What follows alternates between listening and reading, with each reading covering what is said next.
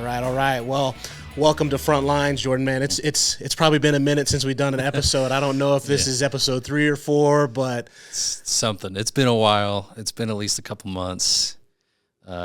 You've been places. So. Oh, dude, I feel like, what was it, April? I think I was on vacation the whole month. So it just flew by. Like, I was in Florida with my family because, we were considering moving down there to our Tampa office area. Probably not doing that now because my kids want to graduate here locally in Utah. And then, I was home for a week. And then, I was at the producer's trip in Maui with Agent Boost, man. It was a great time. So what were you doing all of April? Not that. I didn't go on any vacations or anything. I just plugged back and just the usual working stuff. When you were gone to Maui, it was kind of a graveyard. I mean, you're still busy, but it was quiet, didn't have a lot of people here, just more motivation for us to make the next one, which is Grand Cayman. But speak on Maui a little bit. Dude, man, Maui was great. I've gone 2 years in a row, which is also cool because it's the only 2 times I've ever been to Hawaii. So, and I think it was the podcast Dan and Mike did last week where they were talking about like how it opens your horizons or your mind and like for real, being able to go to Maui, get that FaceTime, with Dan and Mike, and other agents too, and kind of see how they are outside of like the work environment. And it's really good. You get to connect with people on a different level. And so it was just a good time. I'll give Mike a shout out. Like, he always has this way of like pushing me out of my comfort zone. So funny story here. He does that for all of us. Right. So we're at this waterfall and I'm like, jump off this cliff, and we're talking maybe, I don't know, 10, 15 feet. And I'm like, I'm not jumping off of that. And he's like, come on, Post, I got a mission for you. And so he just knows how to get me. So yes, I jump off this, waterfall twice and I ended up losing my Apple Watch. So good times. Got to snorkel with like the turtles and see all the fish from Nemo. It was funny on another thing on that boat, everybody's like making fun of me because they don't think I want to jump in the water, and I'm like, I want to get in the water. I don't like the boat. So agents you just push yourself. Like, these trips are way worth the effort, over and above and beyond. You get to connect with people, like I was saying, and just have that FaceTime, with Dan, with Mike, with other leaders in this in our business, whatever. So good times, man. Yeah, building relationships. So I'll speak that we have a Grand Cayman next year. It starts April 1st. If your contract with us, it's 800 points. Yeah. You get 5 points for WellCare, 2.5 for Humana, 2 points for Allstate and Golden Rule. So top 10 agents, 800 points the threshold. So write it so you can get in. Yeah. When they push it out that way, I was like, it's kind of like the FedEx Cup for golf. I like this, But yeah, like push yourselves this year. And that kind of just leads into what we wanted to talk about today, is just like building momentum and kind of like setting yourself up for success, especially as we get into, the summer months ahead of us. And so I always tell agents the best thing you can do is just not necessarily always be selling, but always be consistent, get a little better each day. Right. And then, you build that momentum, because as soon as okay, hey, today, I'm only going to work 2 hours instead of like 6 or 7. And that turns into another day and another day. It's so much harder to get back in the saddle. Right. Yeah. And kind of keep that momentum going. What are some of the things you do, to kind of keep that momentum going for you? What are you telling your agents? A lot of it for me comes down to mindset a lot of the times, because I used to be at the point where, like, if I'm doing something, I'm going to go 150% in, and I'll overwork myself or overload myself instead of easing it in that way. So making sure you can still challenge yourself to go a little bit further each day, like you said, but also doing enough that you can handle it at the same time, which leads me to kind of my point as well, too. Don't try to have everything or try to do everything at once. Do what you can right now with the tools that you have right now. If you only have a couple of carriers, that's fine. Work with those. You only have a couple of states, that's okay. You can still work with that. You don't have to have 25 states and all the carriers that we have aligned with to get going. So just making sure that you're still doing something every day, and then taking positives out of it instead of saying, oh, I only did this. Okay, what good thing did you do today? Counting the wins, right? Counting the wins. Did you have good conversations? Yeah. right? Because I'll tell my agents, if you have good conversations, those are going to change into good conversions. There's going to be sales. So take the positives out of the wins too, instead of derailing yourself with the negatives. This reminded me of an agent who just kind of, we call him like coming back from the dead or reactivating, whatever the word is. And he was just kind of like, I feel like I'm just struggling. I'm like, again, it's a consistency. It's a momentum business. It's like, hey man, like, I don't expect you to come back from, a dead stop to go into 8-9 hours a day, 5 days a week. Like, put in 3 to 4 hours. Like, that's day 1. Day 2, push it to 5, 10% better each day. Count your wins, right? Like, I don't, a lot of times agents think that, man, I'm going to jump on the phones or go out and market in my local community and I'm going to hit home runs every day. It's like, yesterday's runs don't count for today. You got to get it. Well, I'll even chat out one of your agents, Carolyn Isnord. I mean, yep. She started out, she's doing okay, but now she's rampant and you can't stop her. But she just kept at it and at it and at it, and she's just getting better. I think she's written more now than she did in AP, actually. Yeah, that's a funny little household dynamic. I keep giving Joanna crap because I'm like, hey, man, you can let your wife beat you like that, bro? Get those numbers up. Well, I would say kind of, step 1 is like the belief. Like believing in yourself, not to be like cheesy or woo woo, but like have the mentality that you're going to be successful, right? That's kind of like step 1. And then like going down to like, if we've already broken down, like, hey, I have to have 200 sales, or if I need to make $30,000, whatever your comp plan is, that's usually pretty easy math, right? So know what the actual goal is. Because if you don't know what you want, how are you going to get there? Right. Yeah. And then what I tell agents is, if you're hitting those numbers, like on dials or knocks or whatever it is, and you're not seeing success, now we can look at your soft skills. Yeah. Right. And I go, okay, well, let's listen to your call. What are you saying? Right. How do you sound? Right. Are you, if Mrs. Smith says, I want to make sure that I keep my pain doctor, and you don't like respond with, oh, hey, yeah, it's really important that we keep your pain doctor, or just acknowledge that, because the people you're talking to, they want to feel validated. Someone is hearing me, right? And so I've listened to a few calls, and sometimes agents just kind of, how fast can I get to the sale? How fast can I get to the close? And they miss everything in the middle, like what we talked about, being reliable, being a resource, being an advocate, right? So the things that I see is, again, it's just like not really listening to that person's needs. Hey, I said, dental is your number 1 issue, well, is your current plan taking care of that for you?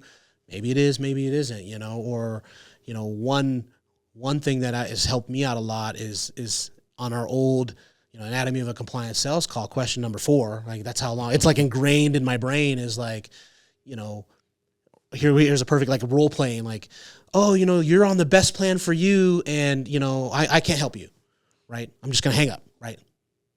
Not interested, right? It's like, well, hey, why did you choose that plan?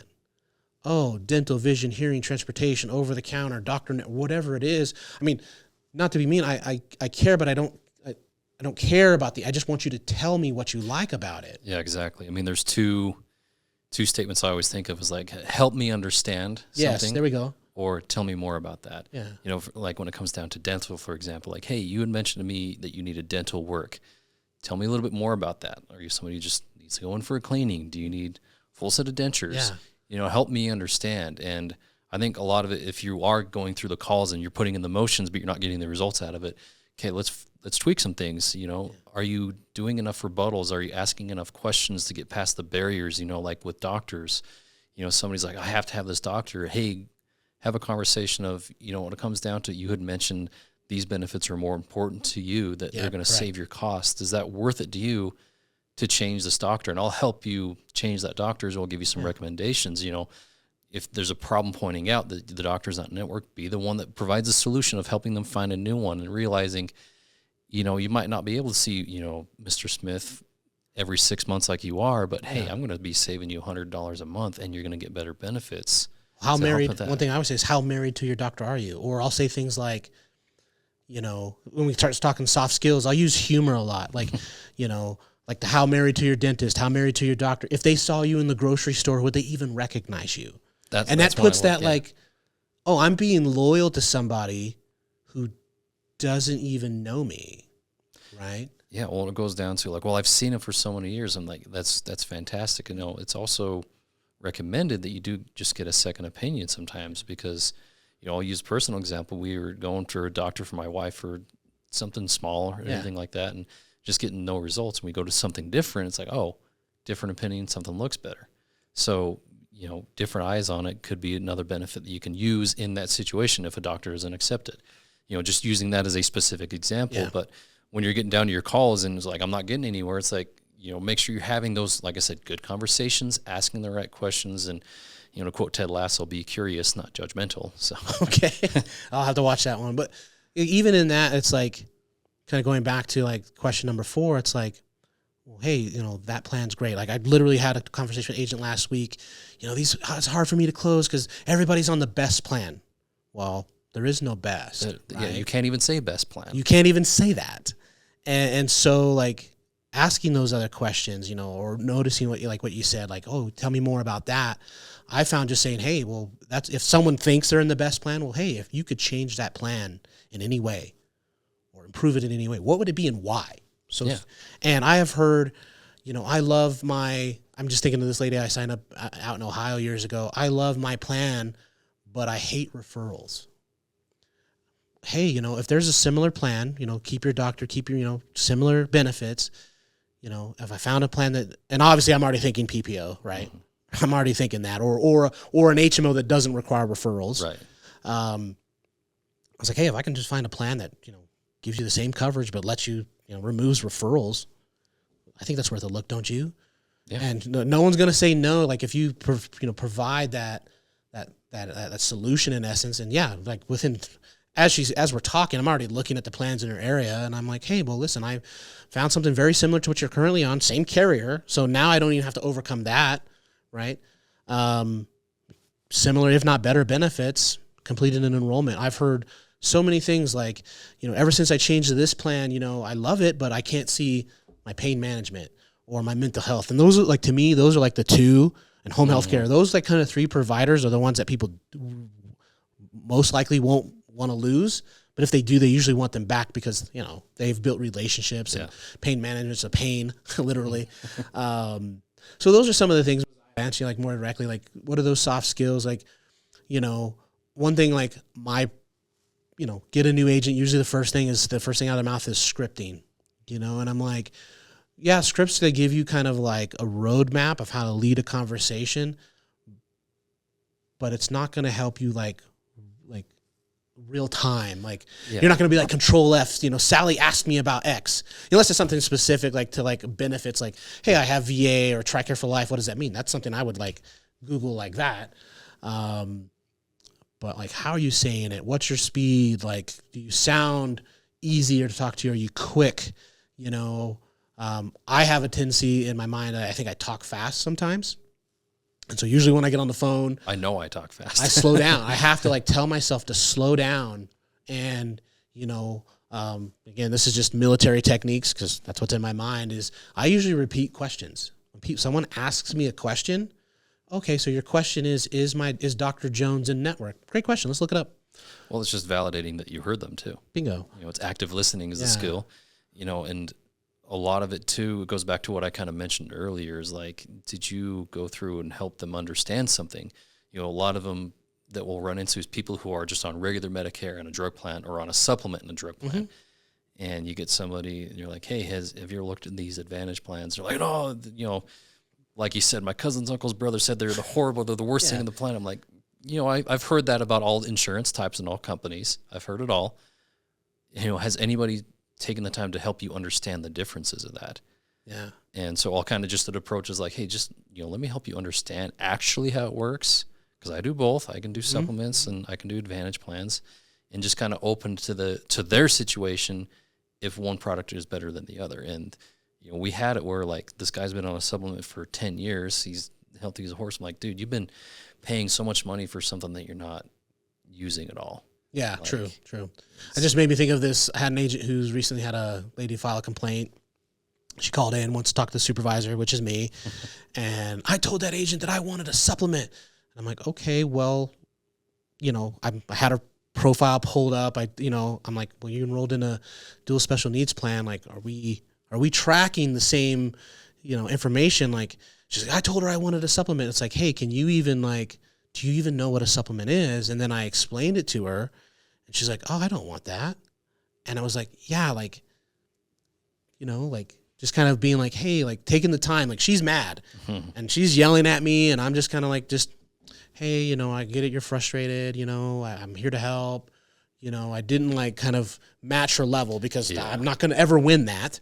Oh, you dunked on her, Rich. You put her in her place. Way to go. Way to go. You feel like a big man now. But hey, be patient with some of these people, right? Like extremely, because they're going to be elderly or disabled. I mean, that's kind of the two categories that we deal with. So being patient with anyone, especially in this industry, is important, and they'll see that, and that'll go a long way. Yeah. Like some people ask me, like, how do you have so much patience? I'm like, because I just something I work with. Like I know somebody's gonna, like my grandma, like if she has to go get meds, it's gonna take her 5-10 minutes. I'm like, hey, I don't care how long it takes you, just take your time. I'll be right here. Yeah. Don't worry about me. I'm here to help you out. So like, going back to more of those things of like, you're going through the motions. Compliance is a big thing we're on right now. Is like, I would use compliance statements to my benefit a lot of times. So like if we're doing scope of appointment, like, hey, Rich, we're looking at Medicare Advantage plans today and ancillary products. Is that okay with you?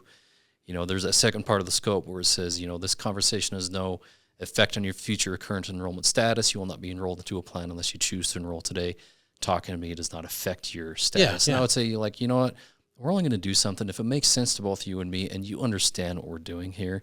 Sometimes, depending if they're like, oh, I love my plan, I'm like, hey, you have a great plan. Let's just make sure that it is the right plan for you. Because if there's something out there that's better, that's going to give you more savings, I'm going to be here to help you get that and explain that to you. Yeah. We're just, again, how many times I've been doing this 15 years. So how many conversations I've had. I went and met a local gentleman here at the diner. I sit down, hey, thanks for setting this appointment. How can I help you? My name's Rich, all that. And he's like, I'm not changing my plan. Cool. I didn't say I was here to change your plan. My name's Rich and I help people. I just want information. Great. I have all the information you need. Just kind of tell me, doing like a needs analysis kind of, and that's that soft skill. Like, okay, great. Like, okay, you don't want to change. I don't want to change you. I just match their level and kind of go, okay, well, what are you looking for? And, all the commercials on TV, money back, yada, yada, yada. Well, it wasn't even that. It was just like money for food, and I see all these commercials and I'm like, well, hey, like, do you have Medicaid? Do you have, C-SNP? I just went through that whole thing. And what do you have? And he's like, oh, no, I just want information. I'm like, okay, man. He like said it like 3 times. I was like, I'm just here to give you information, right? That's all. If you change, like legitimately, not to sound mean, I don't, if you don't change your plan, I don't care, right? I'm not tied to whether I get the sale or not.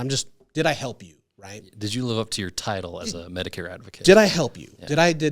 Whether I wrote a plan for you, sold you a plan, whatever the terminology is, did I help you in some way? So, long story short, I was like, wait, did you ever think about getting, they have these Part B give back plans. Do you want $87 back in your check? He's like, yeah, sign me up. And I was like, oh, you just wanted information. In my mind, I'm like, oh, you just wanted information, but now you're going to get $87 back in your check. Okay. Like sign me up like that fast, Well, I think this guy had VA and he was just on a regular plan, right? And that was another guy. This was just a different one, different guy. Just we have so many stories. Yeah, but yeah, if agents are looking soft skills, I mean, there's definitely listening to calls or just practicing. I think repetition is the other thing, Mosiah, that people just kind of like get out of your own way. You're gonna have to get some reps in. We may make it sound so easy because, like I said, I've literally thousands of people over 15 years, I've done it on the phone. I've done it in person. I've seen the craziest of the crazy. I've had people yell. I've had people argue, I'm on Medicaid. And it's like, no, that's a Medicare card. I've literally had people go like, hey, Part A is hospital. Part B is, doctors, and D is drugs. No, it's not. Okay. Like I'm not going to dazzle, like I'm not going to argue with the person. And that's another thing I think, on those soft skills is like, the secret sauce for an agent is your actual knowledge, right? So if your knowledge isn't there, if you don't understand, the different aspects of Medicare and constantly educating yourself, right? That's going to help you in those situations, right? Just having the knowledge that, and not trying to like prove it to people, but like distill it down to like, like 8th grade, like Barney style, as we say in the Army. I'm going to keep referencing the Army. Like we call it, just break it down Barney style. So like, I don't like over impress people with my knowledge. I kind of remove the acronyms, I don't say LIS. I say, hey, extra help, I kind of change some of the words a little bit to make it more manageable, for the average consumer. It's got to help them understand too. So. And then going back on those soft skills, is something I've said is not every agent sells the same way. So you got to experiment a little bit what questions to ask, how to ask certain questions. Because I know, agent 1 and agent 2 are going to be selling the same, but they're going to be doing completely different styles. Yeah.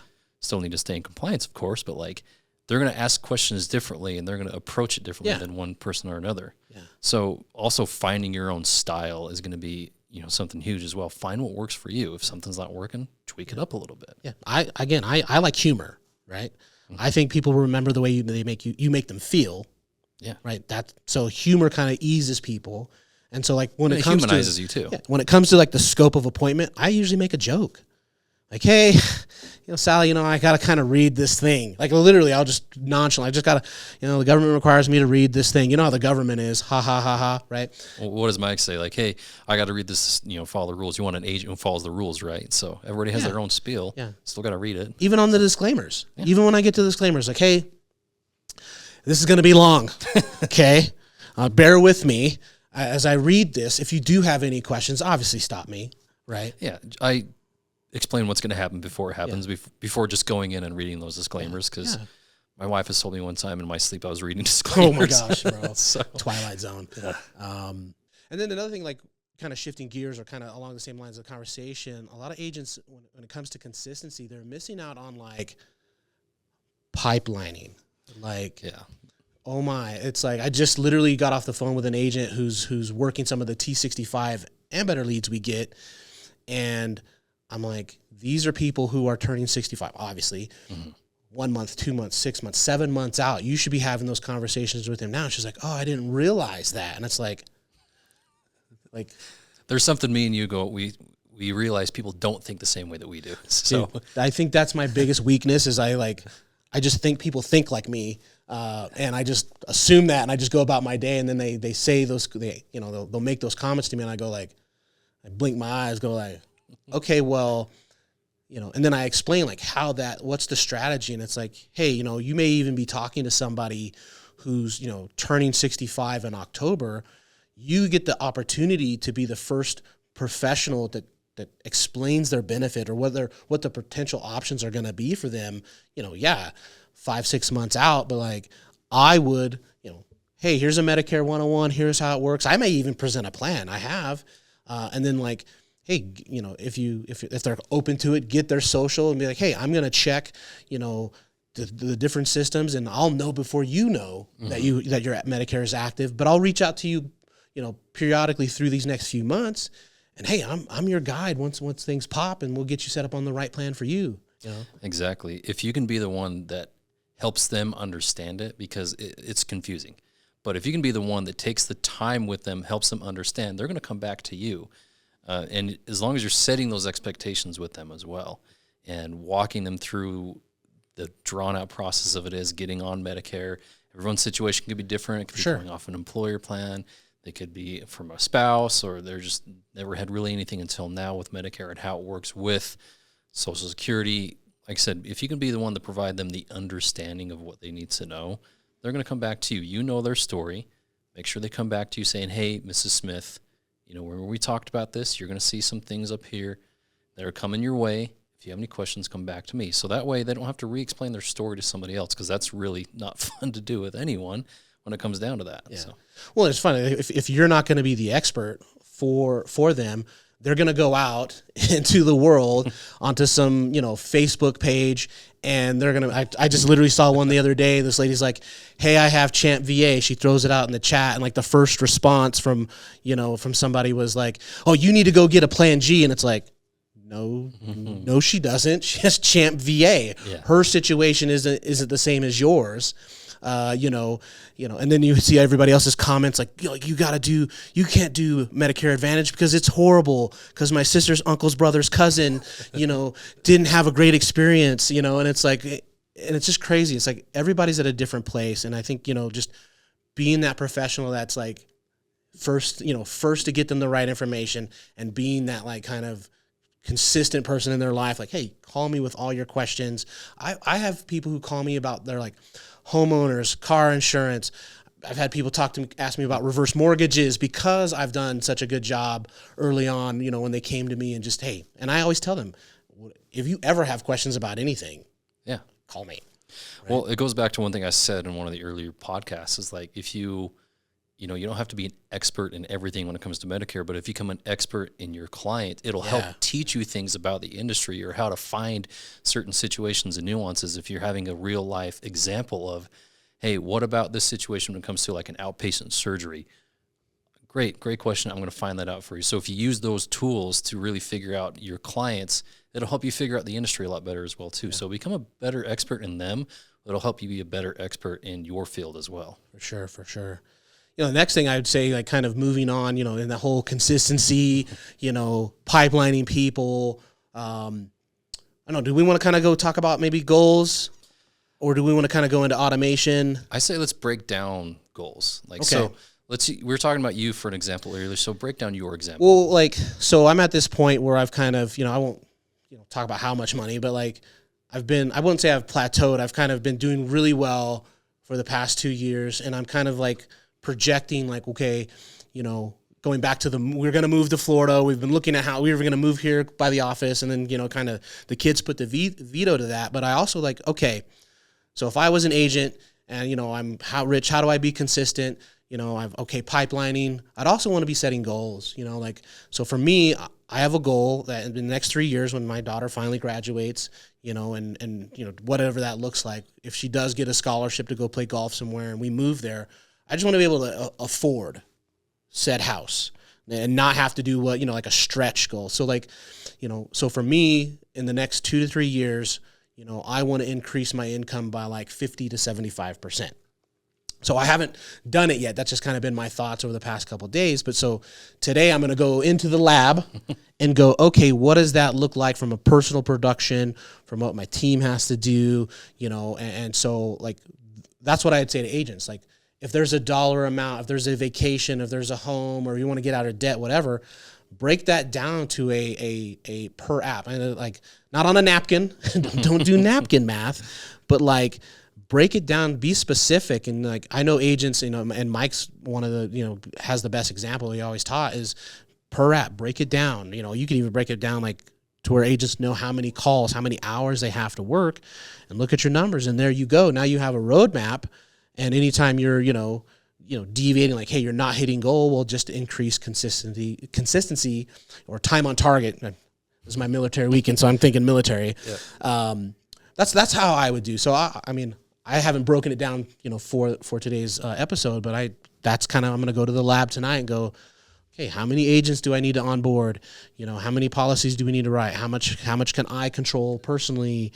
And I'll pin that somewhere where I see it every day and go, okay, how close am I tracking to that goal? So, yeah, breaking it down, let's say if you need to make $5,000 a month, okay, 5,000 is my number. Yeah. Okay, so that means I need this many apps.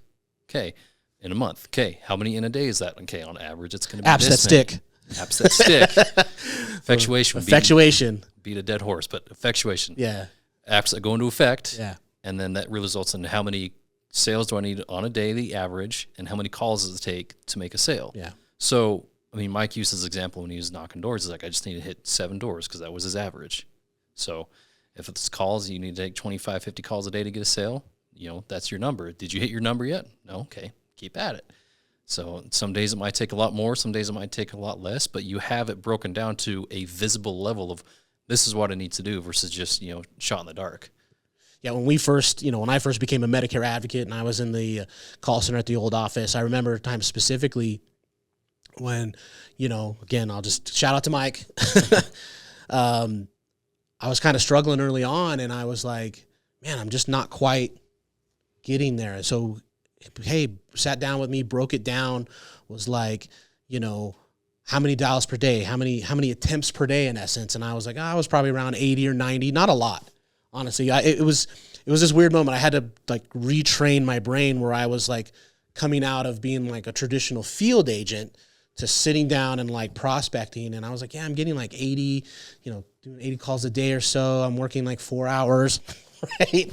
And the challenge was like, that's not enough, right? The challenge was, increase by an hour or two, kind of going back to the first part of the conversation. And as soon as I like doubled my effort, got to that 150 to 200, 1 to 2 deals per day. And then, okay. So I think agents can struggle with that a little bit because a lot of people, they want to get the better results without putting in that extra time and effort. And that's what it comes down to. Momentum is like, if you want to do that, you need to ramp up to 150 calls in your case. Yeah. Maybe tomorrow take 100. Next day, 110. Build up to that if you have to. But a lot of people say, I want to put in the same effort and get better results. It's not how it works. I mean, we got to identify where your weak points are, what you need to improve on, and let's hammer that. And let's build a game plan for that to build that momentum. You said something that just kind of stuck out to me, like alone, right? Some of our, a lot of our agents are, they're kind of working from home, and it's like, just the shout out here would be like, you're not alone. Your agent success manager should basically become your friend at some point. Like, if you are out there alone and you don't know what to do and you're struggling, definitely hit up, your agent success manager, hit up the other members on your team in Slack, look for other people, where you can build synergies. I have a cluster of people down in Florida, and, they're all kind of connected. So I'm sure they're talking, outside of our, formal team channels. But again, just, if you feel like you're alone and and you're struggling what to do, just, it doesn't even have to be your specific agent success manager that you can ask questions to. I know we help each other all the time. So, and I even tell my people, I'm like, I would rather have you bug the crap out of me than don't say anything. Yeah. I don't know if there's a problem if you don't tell me there's a problem. Like, I don't know. I just, again, I think people think like me, so I'm like, leave me alone and let me go to work, like. I have a few agents that are like that. They need something to reach out, but otherwise we're just like, hey, you good? But shout out Fernando. He's in Florida as well. He bugs me. He's like, dude, I'm bugging you too much. I'm like, dude, you can't. You keep writing. You're doing good. You ask questions, so bug me all you want. Don't ever apologize for calling me and asking me for help. Exactly. I will. That's literally my job. Yeah, literally. Well, let's move on to like, what are some of the things we're going to do or doing for agents when it comes to the automation thing? What are the things we're working on?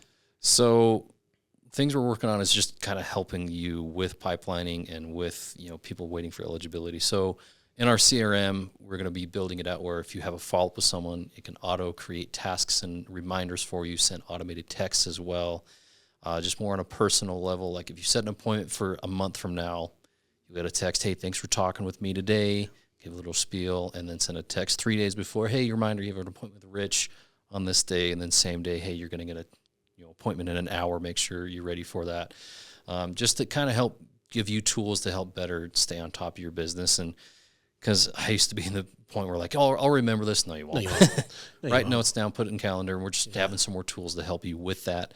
Something that we're building with Nico to really finalize and make sure it works for, all agent types and not just one agent type really. So yeah. And when I see those automations, what they're going to do for agents is just create a systemization, right? So it's like, hey, I log in to the CRM and I look at my dashboard and, I have a few tasks where I've gotten the message, and it's just going to create, again, kind of going back to the momentum and consistency of you being in your business day in, day out and going, I don't have to remember to call Mrs. Smith and, somewhere on the East Coast today, or, hey, it's her birthday, it's getting a message. It's going to just help you guys and gals kind of just be more proficient with your time. So I really like that because I build those systems, but I did it all manually back in the day. Another one I would tell agents to do, I've probably shared the story countless times, is like, a lot of times agents are always going for the sell, right? And then and no today doesn't mean no tomorrow. So one specific story I always tell my agents when it comes to those things is, hey, Sally, I couldn't help you today, but do you have an agent, right? Oh, you don't? Well, hey, listen, I'd love to be a resource for you. I'm going to send you my business card or my virtual business card, or, hey, write down my name and number. Long story short, I had a lady reach out to me 2 AEPs ago. ended up doing an enrollment for her, and I was like, hey, how did you get my information? She's like, oh, you sent me your business card 2 years ago. And I was like, okay, that works. Like the moral of the story, or long story short, is just like these automations or these extra things you can be doing, they're only going to make you better. Right? Yeah. And on that one call close thing, typically if they're going to close on one call with you, they might do that with somebody else as well. They might be one of those, not to call out our beneficiaries, but they might self-churn a lot, just changing plans here and there. But if you get someone who it takes a few phone calls and a few explanations, those are the ones that are going to stick way better than the one call closes. Yeah. Not that there's anything wrong with the one call close, but if it takes you 2, 3, 4, even 5 calls sometimes to close it out, they're going to stick with you as long as you're there for them and helping answering their questions. Yeah, for sure. So, Mike has always said, and you can plug that thing in here, I'm going to add to it, your best ability is your availability. I think that's Dan. It's one of the two. My add to that is your next best ability is your reliability. So if you can be I like reliable to your clients, then they're going to come back to you, and they're going to send more people your way as well. Mm-hmm. Which best, the best sale is a referral, right? Yeah. Well, I just pings in my mind a call I got on Thursday from a client I signed up. He's like, hey, my friend just got out of jail. Can you help him? And I'm like, I'm the person you thought of as the moment your friend gets out of jail. Okay, better call Saul, right? Yeah. Hey, you helped him out though. Yeah, it was in that situation, I was like, hey, your friend was probably going to get Medicaid. Are they receiving disability? Started having those conversations, and he's like, great, I'm going to send all my friends to you. As the end of the conversation, So those automations, again, kind of just jumping back and forth as we do, are only here to help you, right? To help you be consistent, to help you, better build your business. It strikes me as like agents think like, hey, the only thing I can do is one thing. And that's like, I can only get on the dialer and I'm going to do that every day for 6, 7, 8 hours a day in, day out, month in, month out. I would get burnt out too. I've done it. I got burnt out. So pipelining these people and just building like follow-ups for down the road is just going to save you. Like, hey, I log in the morning, I knock out these tasks, I follow up with people. Before you know, you spent 2 or 3 hours, pipeline. We should probably put like a thing of the CRM, up there, Messiah. But like pipelining is just going to save you some of that energy and effort. Like before you know it, you'll have, you'll be writing deals based off, just pipelining and then getting into, prospecting and just kind of keeping that pipeline full is only going to help you. Yeah, because what you should do is work your pipeline first, and then exhaust that. Okay, go find new prospects on the dialer at that point. So we're getting close to time. Let's just kind of wrap it up with what we have on the calendar. We have the Agent Elite Training, May 20th and 21st, 2-day event. It is free. Contract with us or not, come out. Make sure you do register online because we are providing some food. We want to make sure we have enough. But even if you're an agent who's new to the industry or who's been in the industry for a while, it's really good to come to these for a couple of reasons. Maybe you'll learn something you didn't know about before. There's a lot of changes going on in the industry. Dude, there's a lot of news in the industry right now. There's some news we won't cover today. We'll let Mike and Dan cover that. But you're going to get something out of it regardless of how long you've been in the industry or not, whether it be on techniques or technology or tools, whatever it may be. So May 20th and 21st, come out. If you're one of our agents, we have ways that we can help you get out here as well. If you've written enough policies, reach out to your agent success manager. Will help you out. So, yeah, and that training is a great way. One thing I like about it is just like the FaceTime, like I mentioned on like the Maui trip. Obviously, it's not as much FaceTime, but you get to see the different departments inside Agent Boost, and maybe there's a question you have for contracting, or Nico with the CRM, or Aaron with Convoso, or lead types, or you want to get into like grassroots marketing, which usually Brian does that, or I help out there sometimes too. Like those are some of the things that we talk about. And it's a great time. Again, some of the agents that we have come out to it, like I know agents who have increased, year over year, 200%. I have a couple like Marco Pecca, Carlos Escobar, Joanna Gisnor. Those are some of the agents that come to mind. Other agents as well, but those are that leap because you come out and you see, it's real. Right. Yeah. It's you feel like you're part of something. And so for those agents who are alone, great opportunity to come out, whether on your own dime or if we bring you out, we go out to dinner, we usually do an activity, good times. I love those events. Yeah. I'll tote it a little bit more. Like there's people and agencies that'll charge big bucks just to come to one of these trainings. It's like, we'll give you the knowledge for free. Mike has the stat. Normally, people who are in this industry, 90% are out of it in 2 years. Yeah. So there's a 10% threshold. Agents that come to this have an 80% success rate of staying in the industry. So it really helps, with the odds in your favor to succeed as an agent. Okay. That's all I got. That's all I got, man. It's been so long since we've done one of these. I didn't even know what we were going to talk about today, but that's kind of a few things. Stay tuned, friends. This is Frontlines. We're going to try to be more consistent. I think I don't know if we have theme music. I never listen to what we do because I can't stand the sound of my own voice. So, I have to relay it back to you. You give me, you give me the breakdown. But again, be consistent, help the people, and reach out. Reach out. Okay, we're done. All right, thanks, everybody.